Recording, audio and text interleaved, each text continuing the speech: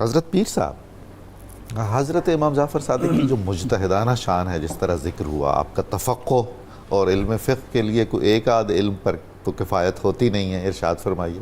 جی، آپ ایک بہت خوبصورت جملہ ابھی آپ نے گفتگو کے دوران کہا کہ یہ اتنی شانیں ان ہستیوں نے کیسے اتنی ذمہ داریاں نبھائیں اور اتنی شانیں ان کو کیسے عطا ہوئیں۔ جی، تو میں بڑے ادب سے یہ عرض کروں گا کہ جب لامحدود کے حضور ہائے اظہار نیاز مندی اور بندگی مقام کمال پہ پہنچتی ہے تو وہ بے حد و حساب عطا کرتا ہے۔ واہ واہ، یہ اس کی بارگاہ کا بغیر فیضان ہے، حساب۔ حضور علیہ السلام کی بارگاہ اقدس کا فیضان ہے۔ جیسے بہت ہی خوبصورت گفتگو ابھی ہوئی کہ حضرت امام اعظم ابو حنیفہ رحمۃ اللہ علیہ بھی آپ سے اکتساب فیض اور روایت حدیث کرنے والوں میں سے ہیں، اور محدث مدینہ حضرت امام مالک صاحب موطا امام مالک جن کی تصنیف ہے، یعنی گویا یہ دو فقہ مالکی اور فقہ حنفی کے پیشوا جو ہیں وہ آپ کے شاگرد ہیں، آپ سے اکتساب فیض براہ راست کرتے ہیں۔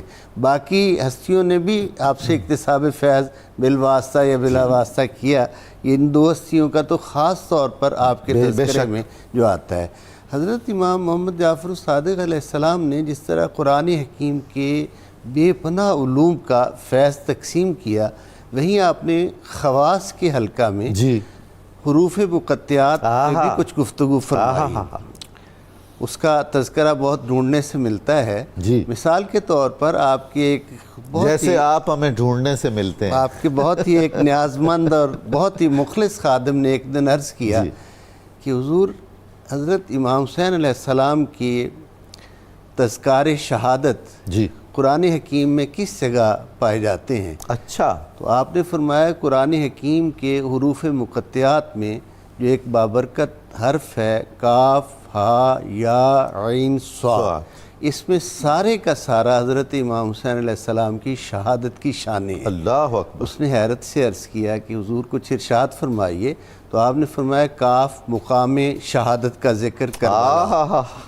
آپ نے فرمایا ہے یعنی شان شہادت کہ وہ طبعی وصال نہیں ہوگا بلکہ ہلاک ہے، ہلاکت کی طرف اشارہ ہے، اور یہ فرمایا قاتل جس کے ایما پر قتل ہوگا آپ شان شہادت سے سرفراز ہوں گے، اس کی طرف یعنی نام کا پہلا بری نہیں ہونے دے رہے ہیں، ارشاد فرما دیا۔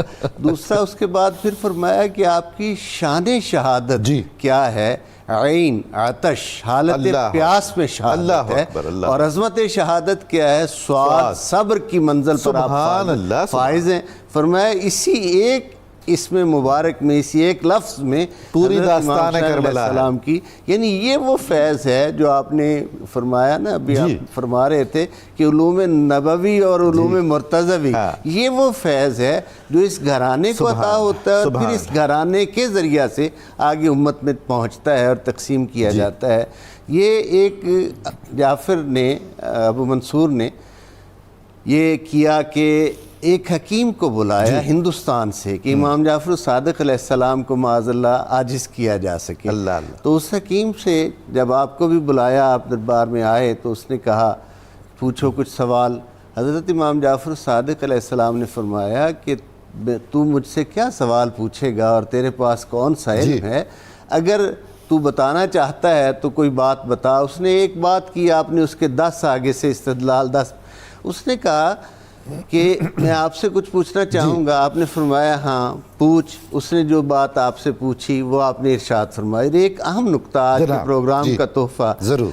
آپ نے اس سے فرمایا کیا میں تجھ سے کچھ پوچھ سکتا ہوں؟ اس نے کہا ضرور پوچھیے۔ آپ نے فرمایا یہ بتا کہ اللہ رب العزت نے آنکھ میں آنسو میں نمکینی کیسے رکھی، اچھا، اور ناک میں رطوبت کیسے رکھی، اور یہ جو کان ہے اس میں کڑواہٹ کیسے ہے؟ اس نے کہا کہ میں تو نہیں ان باتوں کو سمجھتا۔ فرمایا آنکھ کا نور چربی میں رکھا، اور چربی کو محفوظ رکھنے کے لیے اس کے پیچھے نمک قدرت نے رکھا، یہ خالق کی تخلیق ہے۔ اور ناک میں رطوبت اس لیے کہ چونکہ سانس انسان لیتا ہے، آمد و رفت ہوتی ہے، آکسیجن لیتا ہے، کاربن ڈائی آکسائڈ خارج کرتا ہے، اس لیے ناک میں رطوبت رکھی، لبریکیٹ کیا ناک کو تاکہ وہ سانس لینے سے ناک کی جھلی متورم نہ ہو، خشک ہو کر.